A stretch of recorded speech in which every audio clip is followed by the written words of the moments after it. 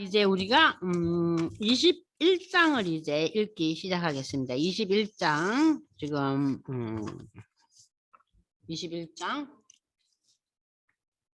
21장 1절에서 17절까지 이제 홍 집사님이 먼저 읽으시겠습니다. 읽어보세요, 집사님.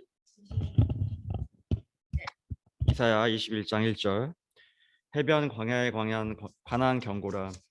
적병이 광야에서 두려운 땅에서 내게 회오리 바람같이 몰려왔도다. 혹독한 묵시가 내게 보였도다. 속이는 자는 속이고 약탈하는 자는 약탈하도다. 엘람이여 올라가고 메대여 에워싸라. 그의 모든 탄식을 내가 그치게 하였노라 하시도다. 이러므로 나의 요통이 심하여 해산이 임박한 여인의 고통 같은 고통이 나를 엄습하였으므로 내가 괴로워서 듣지 못하며 놀라서 보지 못하도다. 내 마음이 어지럽고 두려움이 나를 놀라게 하며 희망의 사광이 변하여 내게 떨림이 되도다. 그들이 식탁을 베풀고 파수꾼을 세우고 먹고 마시도다. 너희 고관들아 일어나 방패에 기름을 바를지어다. 주께서 내게 이르시되 가서 파수꾼을 세우고 그가 보는 것을 보고하게 하되 마병대가 쌍쌍이 우는 것과 나귀떼와 낙타떼를 보거든 귀 기울여 자세히 들으라 하셨더니 파수꾼이 사자같이 부르짖기를 주여 내가 낮에 늘 망대에 서 있었고 밤이 새도록 파수하는 곳에 있었더니 보소서 마병대가 쌍쌍이 우나이다 하니 그가 대답하여 이르시되 함락되었도다 함락되었도다. 바벨론이여 그들이 조각한 신상들이 다 부서져 땅에 떨어졌도다 하시도다. 내가 짓밟은 너여 내가 타작한 너여 내가 이스라엘의 하나님 만군의 여호와께 드린 대로 너희에게 전하였노라. 두마에 관한 경고라. 두마는 에돔을 가리킵니다. 사람이 세일에서 나를 부르되 파수꾼이여 밤이 어떻게 되었느냐. 파수꾼이여 밤이 어떻게 되었느냐. 파수꾼이 이르되 아침이 오나니 밤도 오리라. 내가 물으려거든 물으라. 너희는 돌아올지니라 하더라. 아라비아에 관한 경고라. 그단 대상들이여 너희가 아라비아 수풀에서 유숙하리라.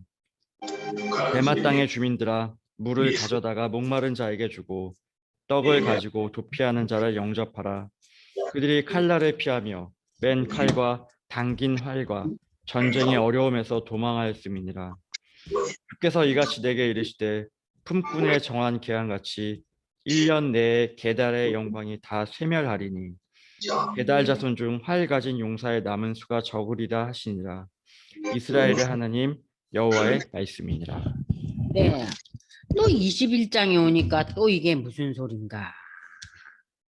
아유, 또 답답한 마음이 또 펼쳐지기 시작하죠. 자, 21장 지금 이 얘기는 바벨론과 유다의 그 멸망에 대한 예언들이 21장, 22장인데 21장은 바벨론 멸망에 대한 얘기입니다. 이미 우리 프린트 15페이지 보시면은 바벨론과 유다 멸망에 대한 예언, 이 프린트 15페이지를 보시면은요. 13장, 14장에서 바벨론 멸망에 대해서 예언이 되고 있었어요. 그런데 이 본문에서 다시금 하나님께 불순종한 유다를 심판하는 도구로 누굴 하나님이 쓰셨어요? 바벨론을 쓰시잖아요. 그죠? 그러니까 바벨론이 유다 왕국을 침략하고 포로로 잡아가고 이 모든 것은 큰 그림으로 보면은 유다 왕국의 멸망과 바벨론이 세워진 것은 다 누구의 역사예요? 하나님의 큰 역사 안에 있는 거예요. 하나님의 역사 속에. 그래서 이 바벨론이 이제 그 사용되었던 도구였지만 그 바벨론도 결국은 하나님의 심판의 대상이에요. 왜냐하면 바벨론이 얼마나 하나님 앞에 불충해요. 자기를 내세우고. 그죠? 여러분들 그 바벨론의 그 대표적인 왕이 느부갓네살 왕 아니에요? 느부갓네살 왕 다 아시잖아요. 그죠? 그 느부갓네살 왕이 물론 어려움을 겪었을 때는 그 다니엘서 보면은 하나님을 찾아요. 그죠? 하나님이 참신이다. 그리고 막 신앙 고백까지 해요. 그렇지만 결국 이 느부갓네살은 자신의 종교와 문화에서 벗어나지 못해요. 그래서 결국 이 바벨론도 하나님의 심판의 대상이 되고 있어요. 그래서 21장 1절에서 5절은 이 바벨론이 바사 나라에 의해서 페르시아에 의해서 함락을 당하는 그 내용이 이제 소개되고 있는데 그 함락당할 당시에 크나큰 고통을 겪는다는 거예요. 이 바벨론도. 그리고 이 6절에서 17절은 저들을 함락시킬 바벨론을 함락시킬 이 바사의 엄청난 힘에 대해서 또 예언하고 있어요.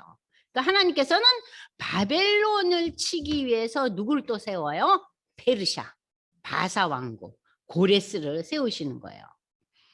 자, 그러면서 여러분들이 이제 한번 보실 텐데요. 보십시다.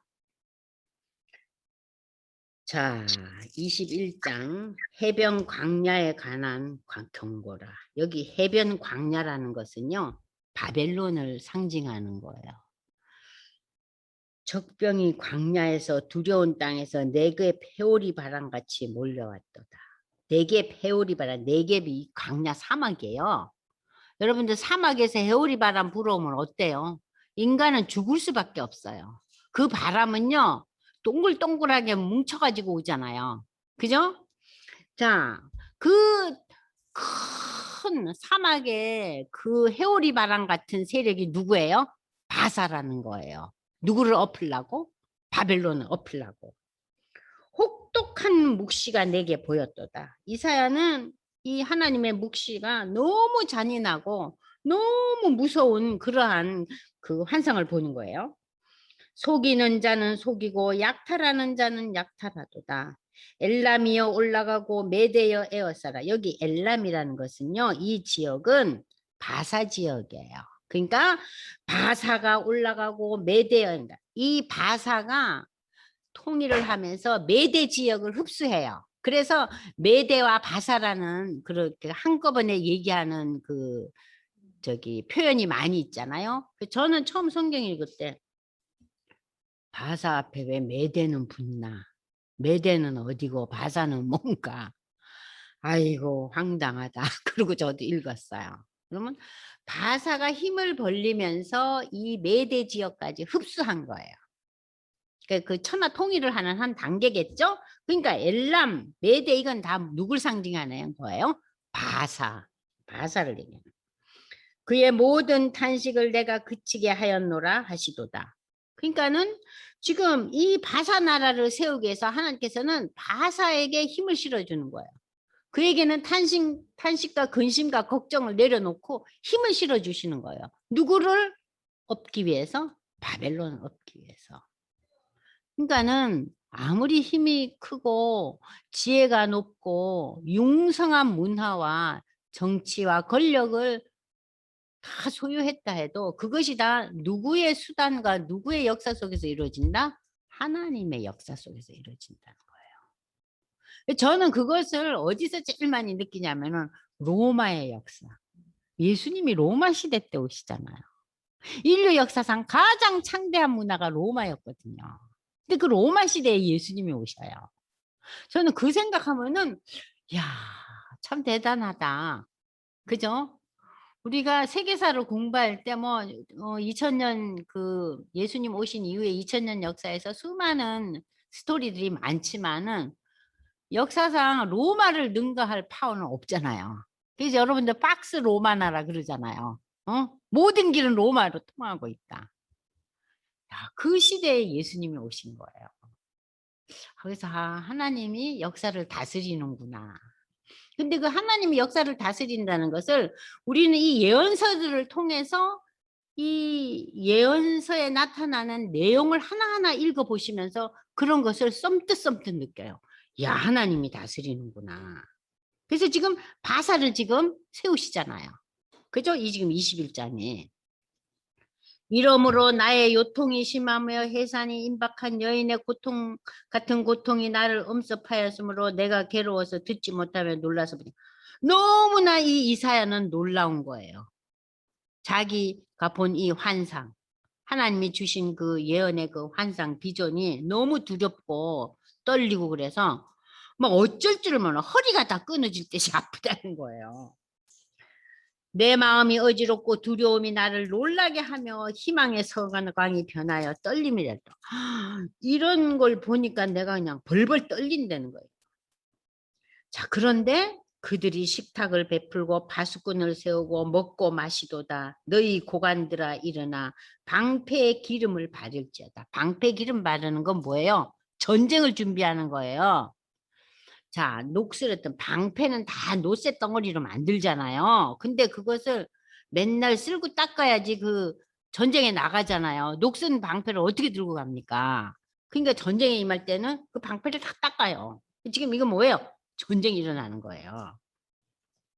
주께서 내게 이르시되 가서 파수꾼을 세우고 그가 보는 것을 보고케 하여 마병대가 쌍쌍이 오는 것과 나귀 떼와 낙타 떼를 보거든 귀 기울여자. 자, 마병대가 쌍쌍이 온다는 거 뭐예요? 두 줄로 진격하고 있는 거예요. 지금 바사의 군대가 지금 어디로 진격하고 있어요? 바벨론으로. 바벨론을 정복하려고. 지금 그 그림을 지금 여기서 글로 표현하고 있는 거예요. 파수꾼이 사자같이 부르짖기를 주여 내가 낮에 늘 망대에 서 있었고 밤이 새도록 파수하는 곳에 있었는데 아이고머니나 마병대가 쌍쌍이 옵니다. 그가 대답하여 이르시되 야 바벨론은 함락되겠다. 저런 거대한 군사가 오는데 어떻게 남겠냐. 함락되었도다. 바벨론이여 그들이 조각한 신상들은 다 부서지고 땅에 떨어졌다. 바벨론도 우산을 섬기는 나라잖아요. 그들이 만든 사람의 손으로 만든 이 우상들은 뭐가 없다 그랬어요? 생기가 없다 그랬죠. 예? 사람이 만든 것에 어떻게 생기가 들어가요? 생명이 없어요. 그러니까 우상은 인간이 만든 생기가 없는 인간이 만든 조각품에 불과하다는 거예요. 그죠? 예술가의 혼이 담기고 예술가의 마음은 담겨 있지만 거기에 생기는 없어요. 그죠? 자, 그것들이 다 부서져서 땅에 떨어진다.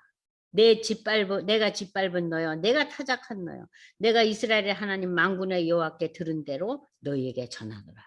야 바벨론아, 너희 우상들은 다 엎어지겠고 너희들은 멸망한다. 그 소리예요. 11절은 두 많은 에돔. 에돔은 누구예요? 에서의 후예죠. 여러분 에서 기억나시죠? 야곱과 에서. 그죠? 그 에서의 후예가 에돔족인데 이 에돔족의 나라를 두마라 그랬는데 두마에 관한 경고라. 사람이 세일해서 나를 부르되 파수꾼이여 밤이 어떻게 되었느냐. 파수꾼이여 밤에 네가 집 잘 봤느냐. 그 소리예요. 파수꾼이 지키는 자잖아요. 망대에 올라가서. 그럼 누가 오면은 그것을 북을 치고 횃불을 올리고 알리잖아요. 지금 적군이 쳐들어온다고. 야, 밤중에 네가 어떻게 잘 지키고 있느냐? 바수꾼이 이르되 아침이 오나니 밤도 오리라. 내가 물으려거든 물으라. 너희는 돌아올지나. 자, 이제 이 두마에 대한 이 경고, 요거까지 이제 보고 그다음에 또 아라비아에 대한 경고가 나옵니다. 이 아라비아에 대한 경고는요. 드한 대상들이 나오죠. 또 대마 땅의 주민들이 나오죠. 자, 이게 다 뭐냐 하면은요. 이 아라비아라는 나라는 여러분들 그 성경에다 써놓으세요. 자, 아브라함이 자식을 낳죠. 이삭 전에. 그 자식 이름이 누구예요? 이스마엘이잖아요. 하갈이 낳은 아들 이스마엘. 이스마엘의 후예들이 아라비아 사람들이에요. 그러면 이스마엘도요. 아들을 12를 둬요. 그래갖고 12족속이 마치 응? 야곱이 12지파를 이루듯이. 그러니까 이 아라비아도 굉장히 큰 지역을 차지하잖아요. 그러니까 여기 나오는 뭐 대마, 게달, 여러분들 성경에 나오는 대마, 게달 이게 뭐예요? 다 이스마엘의 후예예요. 네. 이스마엘도 굉장히 큰 그 인구를 불리고 큰 힘을 이제 그 성경에도 나오잖아요. 하갈한테 네 아들이 목이 타서 막 목말라서 막 내가 죽겠다고 막 그 하갈이 울잖아요. 기도하고. 그럴 때 하나님께서 물을 주시면서 네 아들의 민족도 커질 것이다 그러잖아요. 왜 아라비아예요? 아시겠죠? 자, 이 아라비아의 그 대상들이 있고 대상이라는 건 뭐예요? 무역이 왕성하다는 거예요. 낙타를 타고 다니면서. 이 대상들이 아라비아 수풀에서 유숙한다는 건 뭐예요? 그래서 장사를 계속 펼쳐 나가는데 대마도 이 아라비아 지역이에요. 물을 가져다가 목마른 자에게 주고 떡을 가지고 도피하는 자를 영접하다. 그들이 칼날을 피하여 뺑칼과 단기날과 전쟁의 어려움에서 도망했어요. 저들이 그렇게 용성하게 무역을 하다가 어느 날 하나님의 심판 앞에서 이런 모든 무역이나 이런 것들이 끊기는 거예요. 응? 어려움을 겪는 거예요. 주께서 이같이 내게 이르시되 품꾼의 정한 기한 같이 1년 내에 게달의 영광이 다. 게달도 아라비아 지역이라 그랬죠? 저들의 영광이 갑작스럽게 세멸할 것이다. 게달 자손 중 할가진 용사의 남은 수가 적은. 용사의 수가 적다는 건 뭐야? 다 죽었다는 소리예요. 예? 이스라엘의 하나님 여호와의 말씀입니다. 그러니까 지금 두마, 에돔족, 아라비아, 이스마엘의 그 12 아들 중에 한 족속들도 다 하나님의 심판 앞에 서 있는 거예요. 좋아. 이들이 다 왜 심판 나갑니까? 이들 전부 다 우상을 섬기는 나라들이에요. 근데 여러분들 지금도 세계 역사를 보세요. 지금 중동이나 이런 저 아라비아 지역에 또 아프리카 지역에 보면 우상을 숭배하는 나라는 많아요. 여전히 많아요. 그죠? 인도 지역에도 뭐 그 우상을 얼마나 많이 섬겨요. 근데 우상을 섬기면은요, 복을 못 누려요. 다 어려워요. 힘들어요. 살기가 척박해요. 그래서 야, 하나님이 20세기에 와서 그 1차, 2차 세계대전을 겪으면서 세계 사람들이 두려움과 막 어쩔 줄을 몰라 하는 거예요. 양차 대전을 겪고. 그러고 난 뒤에 겪은 전쟁이 뭐예요? 월남 전쟁. 그죠? 하여튼 전쟁에서 너무나 많은 사람들이 죽잖아요. 그러니까 지금까지의 전쟁하고는 전혀 다른 판도에서 살상 무기가 대두됐잖아요. 20세기에. 수많은 사람이 죽고 또 이스라엘과 중동 간의 분쟁도 있었고. 자, 1, 2차 대전을 통해서 유럽이라는 나라에서 신학자들은 계시록을 다시 읽기 시작했어요. 20세기 이전에는 계시록이 읽혀지지 않았어요. 그러니까 19세기 말엽에 대두된 문화 사조가 뭐예요? 탐미주의, 그죠? 상징주의. 이런 그 문화 현상들은요, 인간의 아름다움, 인간이 지상의 최고의 미를 향해서 달려간다. 그러니까 뭐 인간 중심주의적이었어요. 19세기 말엽에. 그래서 여러분들이 뭐 보드렐르라느니 이런 사람들의 시를 보세요. 악을 찬미하고, 그죠? 인간의 그 지고한 선과 아름다움을 찬미하는 그러한 결과 20세기 와서 무엇이 일어납니까? 그렇게 아름답고 그렇게 고귀한 인간들이 일으키는 게 뭐였어요? 전쟁인 거예요. 그래서 화들짝 놀라는 거예요. 그래서 다시 계시록이 읽혀지기 시작하는 거예요.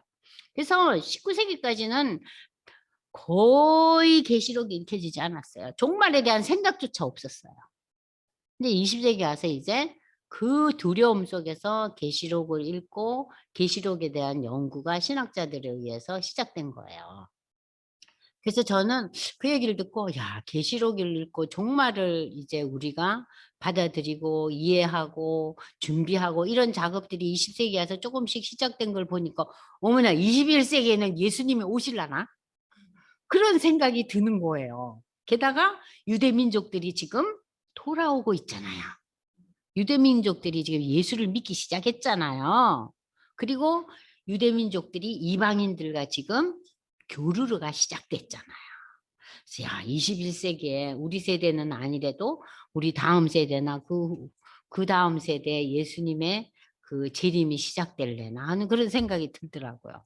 지금 오늘 여기 본문에서는 지금 자, 우리가 바벨론이 이제 하나님이 세우신 바사에 의해서 내려앉고 또 그 이웃에 있었던 에돔족과 여러 가지 이스마엘의 후예들도 다 자기 나름대로 부를 쟁취하고 열심히 무역을 하고 산 이 족속들도 다 어떻게 된다고요? 다 사라진다. 다 사라진다. 그러니까 이제 여기서 22장에는 이제 다시 누구 얘기가 나옵니까? 환상의 꼴짜기 얘기가 갑자기 나와요. 느닷없이. 아이고 세상에 또 이 환상의 꼴짜기는 누구 얘긴가? 환상의 꼴짜기는 여러분들 거기다 써놓으세요. 예루살렘을 가리키는 거예요. 예루살렘. 왜냐? 자, 모든 것이 예루살렘이 중심이잖아요. 그죠? 다윗성이 예루살렘에 있었잖아요. 그죠? 자, 다윗과 예루살렘성 이어지는 유대의 역사 속에서 자, 여러분들 성전이 세워지고 예수님이 오시고 난 이후에 예수님이 떠나시고 나고 그러고 난 뒤에 이 성전은 다 파괴되죠. 로마에 의해서. 그죠? 다 파괴돼 버리잖아요. 그리고 지금 기독교 2000년 역사 속에서 그 시대의 바울은 무엇이라고 이제 이 성전을 표현합니까? 성전은 예수가 성전이고 성전이 이제 우리 믿는 자가 성전이 된 거야. 응? 성령에 거하는 너희가 성전이라 그러잖아요. 응? 그러면서 이제 이 성경에 대한 이렇게 그 펼쳐짐이 점점 시각이 달라지는 거예요. 그래서 오늘날 우리에게는 교회와 성도가 남잖아요. 그래서 성도가 함께 모이는 공동체가 교회 공동체잖아요. 그래서 우리는 오늘날 교회를 가리켜서 성전이라 그러죠. 교회가 공동체의 성전이라면 개개인의 성전은 나잖아요. 믿는 나잖아요. 네? 자, 이런 관점에서 지금 22장의 환상의 꼴짜기. 그러니까 하나님께서 비전을 주는 꼴짜기는 어디예요? 예루살렘. 그 이 예루살렘에서 여러분들 사도행전 2장에 성령 강림의 역사가 일어나죠. 그죠? 성령 강림의 역사가 일어나잖아요. 예수님이 떠나시고. 그러고 난 뒤에 성령의 시대, 교회 시대가 임하죠. 그래서 이 환상의 꼴짝이라는 것은 여러분 머릿속에 오 예루살렘을 생각하셔야 돼요. 아시겠죠? 22장 1절 환상의 꼴짝이 이것은 예루살렘이라는 거예요. 예루살렘. 자, 그래서 제가 22장 1절에서 14절까지 한번 읽어보겠습니다. 환상의 꼴짝이 예루살렘에 대한 경고라. 이 환상에 비전을 담은 이 예루살렘이 어떻게 될 거냐 이거예요. 응? 초대교회가 결성되고 성령이 임하는 이 예루살렘이 지금 이 시대에는 멸망한다는 거예요. 누구에 의해서? 바벨론에 의해서. 조금 전에 읽은 바벨론은 바사에게 멸망했는데 네가 예루살렘아 네가 왜 지붕에 올라가느냐. 지붕에 올라간다는 건 뭐예요? 사람이 불이 나거나 문제가 생기거나 도망을 칠 때 어디로 올라가요? 지붕 꼭대기로 올라가요. 그러니까 이건 멸망을 상징하는 얘기예요. 지붕에 올라간다는 것은. 도망치는 거니까. 여러분 언제 도망을 쳐요? 네? 위험에 노출되어 있을 때 우리가 도망칠 때 지붕으로 올라가는 거예요. 소란하며 떠들던 성 예루살렘아 즐거워하던 고울이여 너의 죽임을 당한 자들은 칼에 죽은 것도 아니요 전쟁에 사망한 것도 아니니라 너의 가난들도 다 함께 도망하였다가 활을 버리고 결박을 당하였고 너의 멀리 도망한 자들도 발견되어 다 함께 결박을 당했다. 자, 이 유다 왕국은 자 여러분들 바벨론과 공식적인 전쟁을 통해서 완전히 둘러엎어지지 않아요. 1차, 2차 때는 많은 사람들이 죽었어요. 그러나 3차에 완전히 예루살렘의 그 성전이 불탈고 완전히 종으로 잡혀가는 이 시점에서는 전쟁을 벌릴 차원도 못 됐어요. 어떻게 됐다고요? 칼에 죽은 것도 아니에요. 그냥 넋놓고 있다가 잡혀갔어요. 끌려갔어요. 응? 그야말로 칼 한 번 휘둘리지 못하고 비참하게 응? 전쟁에서 사망한 것도 아니고 다 끌려갔단 말이에요. 결박당하고. 누구까지? 왕까지.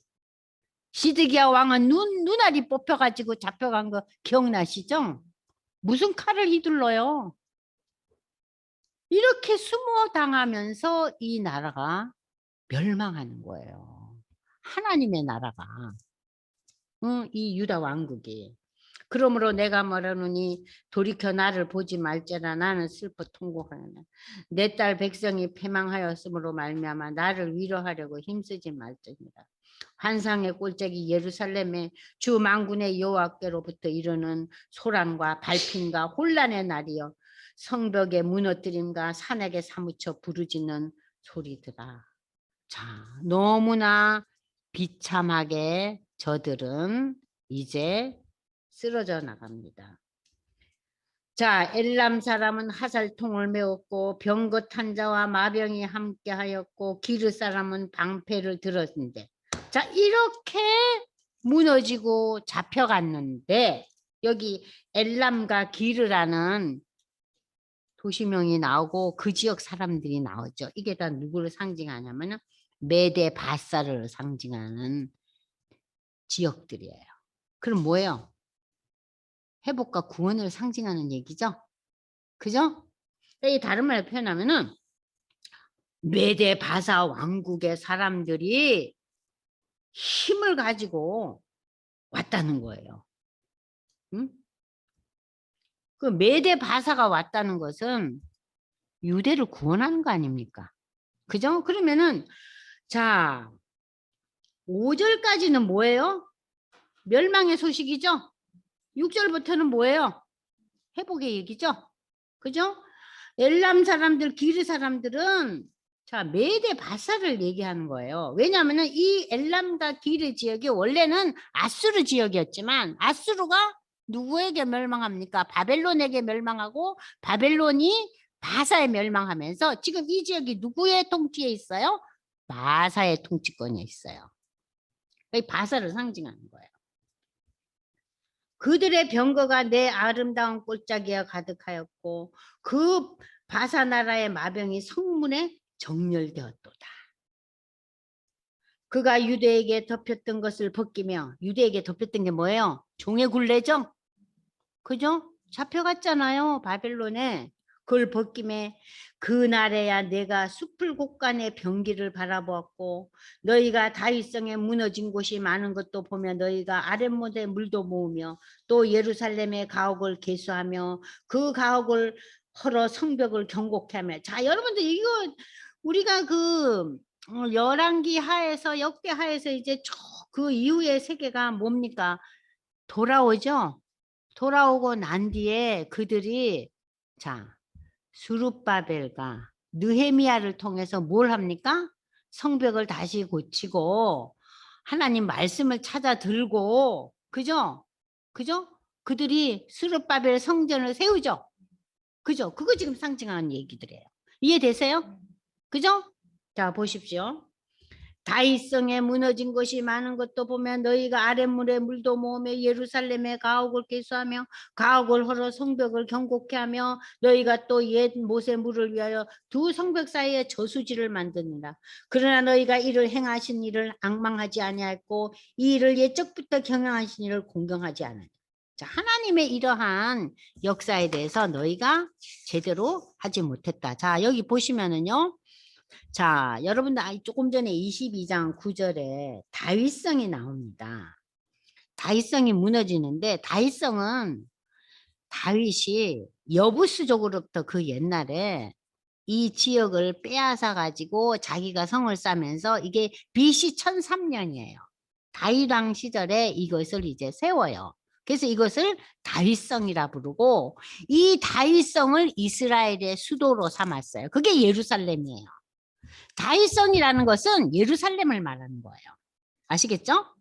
자, 여부수족으로부터 빼앗은 거예요. 이게 사무엘하 5장 7절에서 9절에서 나옵니다.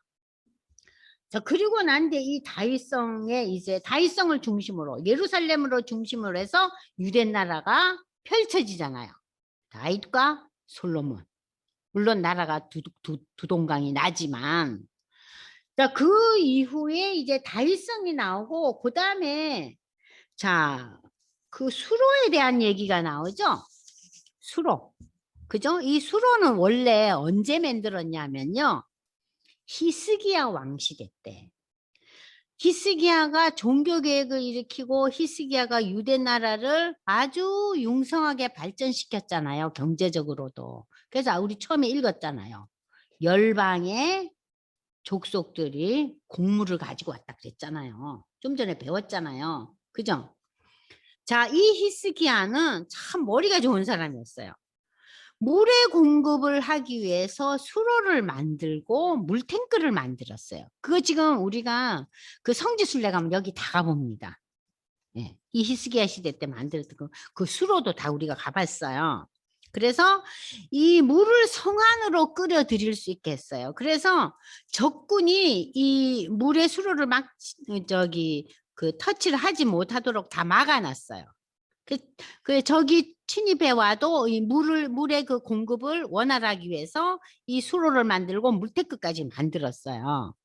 자, 이러한 그 과정을 겪으면서 저들이 다 이 수로도 끊기고 뭐 지금 이제 예루살렘이 다 완전히 폐허가 됐잖아요. 그런데 다시 그것이 회복되는 거예요. 다시 회복되는 거예요. 그래서 옛 못의 물을 위하여 두 성벽 사이에 저수지를 만들고 이 모든 것을 행한 하나님을 너희가 공경하지 않고 너희가 다시 하나님보다는 이방성을 섬기느냐. 그날에 주 만군의 여호와께서 명령하사 통곡하며 애곡하며 머리털을 뜯으며 굵은 배를 띠라.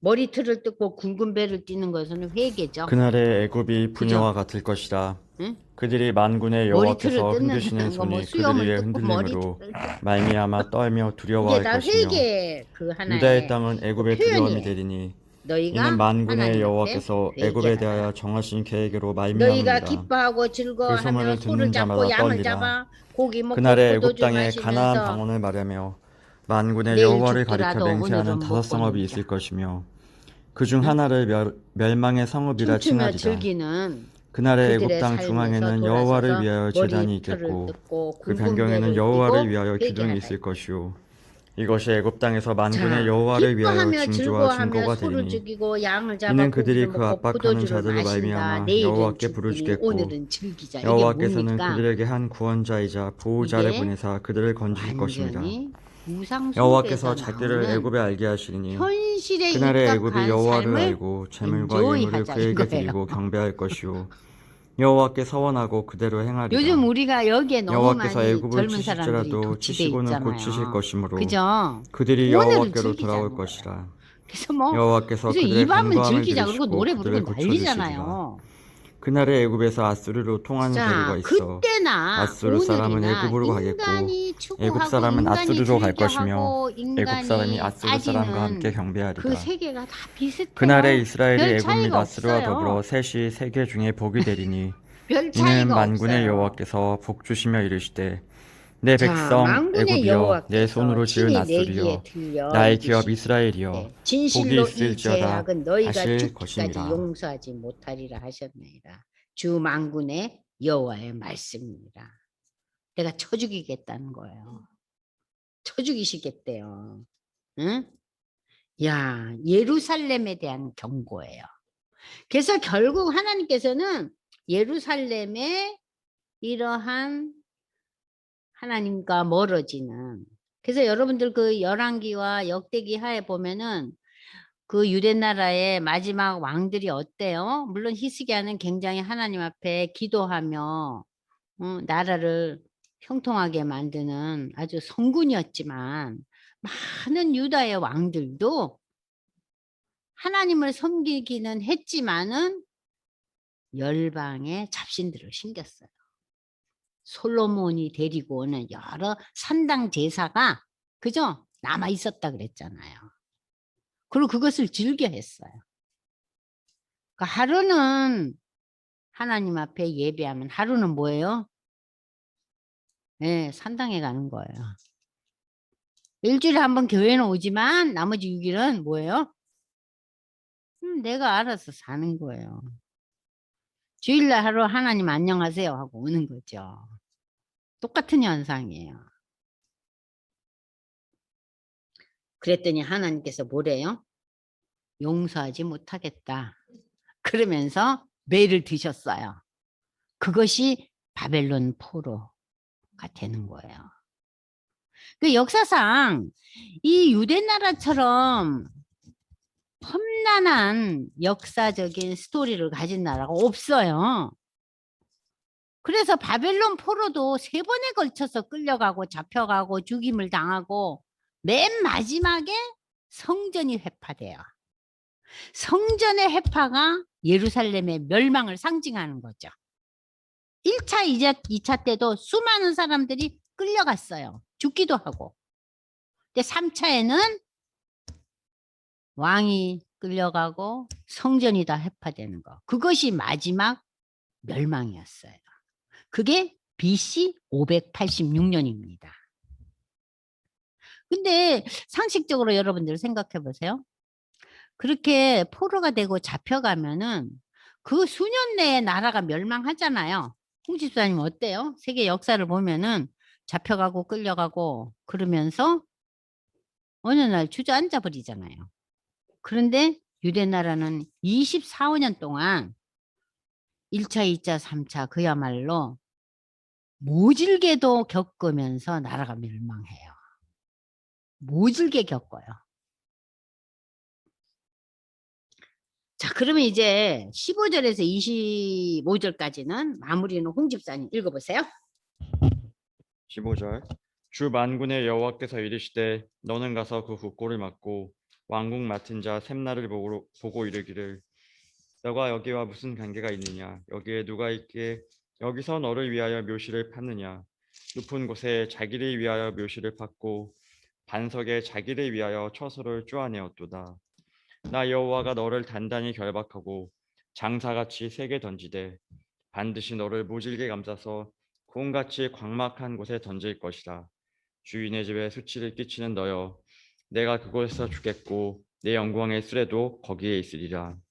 내가 너를 내 간직에서 쫓아내며 내 지위에서 낮추리니 그날에 내가 hil기야의 아들 내 종 엘리야김을 불러 내 옷을 그에게 입히며 내 띠를 그에게 띄워 힘있게 하고 내 정권을 그의 손에 맡기리니 그가 예루살렘 주민과 유다의 집의 아버지가 될 것이며 내가 또 다윗의 집의 열쇠를 그의 어깨에 두리니 그가 열면 닫을 자가 없겠고 닫으면 열 자가 없으리라. 못이 단단한 곳에 박힘같이 그를 견고하게 하리니 그가 그의 아버지 집의 영광의 보좌가 될 것이요 그의 아버지 집의 모든 영광이 그 위에 걸리리니 그 후손과 족속되는 각 작은 그릇 곧 종주로부터 모든 항아리까지니라. 만군의 여호와께서 이르시되 그날에는 단단한 곳에 박혔던 못이 사그리니 그 못이 부러져 떨어짐으로 그 위에 걸린 물건이 부서지리라 하셨다 하라. 나 여호와의 말이니라. 네, 지금 15절에서 25절까지는 구체적인 역사의 얘기예요. 여기에 이제 인물들이 등장하죠. 국고 맡고 왕궁 맡은 자 셈나, 요즘으로 말하면 뭐 재무장관 정도 되겠죠. 뭐 하여튼 그런 뭐 국방부 장관이 될 수도 있고, 하여튼 그 당시에 가장 고위 공직자인 이 셈나가 부도덕하고 부정부패의 앞잡이가 돼가지고 이 사람을 쫓아내잖아요. 그래서 두 번째 된 사람이 20절에 힐가의 아들 엘리야킴이라는 사람이 다시 이제 그 일을 맡잖아요. 근데 이 사람도 처음에는 잘해요. 잘해요. 자, 그러나 이 사람들도 그의 아버지 집의 모든 영광이 그에 걸리리니 24절. 그 후손과 족속되는 각 작은 그릇 곧 종지로부터 모든 항아리까지 그 집의 크고 작은 사람들까지 다 이 정권에 연결돼 가지고 한 자리씩 다 해먹는 거예요. 에? 그러니까는 하나님이 열받으셔 가지고 단단한 곳에 박혔던 못, 이게 엘리야킴이에요. 힘을 얻었잖아요. 셈나가 물러나고. 그런데 그 단단한 못 엘리야킴을 하나님께서 없애버리시겠다는 거예요. 이게 마지막 절. 그러니까는 지금 여기서 22장 15절에서 25절까지의 의미는 뭐냐? 당대의 유대 나라의 최고위층들의 부정부패에 대한 얘기예요. 아시겠죠? 부정부패예요. 그래서 여러분들이 16절 이 페이지를 한번 읽어보겠습니다. 15절 맨 밑에 22장은 유다가 당할 수치와 멸망에 대한 예언인데 1절의 환상의 꼴짝이란 유다의 수도 예루살렘을 가리키고 유다를 향한 침공은 아수르 왕 사네립과 바벨론 왕 느부갓네살의 침입으로 유다는 아수르 왕 사네립의 침입에서는 그래도 견디잖아요. 히스기야의 기도를 통해서 오히려 더 큰 공을 세우잖아요. 그러나 바벨론 왕 느부갓네살의 3차 침입에는 완전히 멸망하고 말잖아요. 그래서 BC 586년 예루살렘이 포위당하는 참혹한 역사와 유다의 불신앙과 폐역으로 인한 결과임을 말하고 있습니다. 저들은 하나님의 다스림과 인도하심에 감사치도 공경하지도 않았어요. 하나님은 회개를 촉구하셨죠. 뭘 입으라고? 머리털을 뜯으며 굵은 배를 입으며. 응? 그런데 그들은 소를 잡고 포도주를 마시면서 오늘 밤을 즐기자 하면서 기뻐하고 즐거워했어요. 유다의 멸망을 예언한 이후 15절에서 25절에서 타락한 유다의 관리들을 또 책망하고 있어요. 셈나는 히스기야 왕의 국고를 맡은 최고위층 관리였지만 부정축제의 모형으로 하나님의 심판을 면치 못할 거라고 계속해서 말하죠.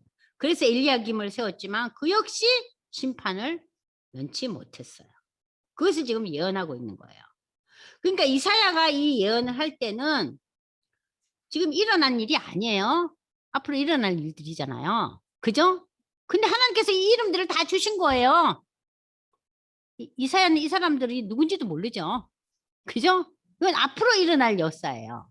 이사야는 150년 전에 유다가 150년 이후에 멸망하는데도 이걸 다 하나님이 보여주시고 들려주셔서 이걸 쓴 거예요.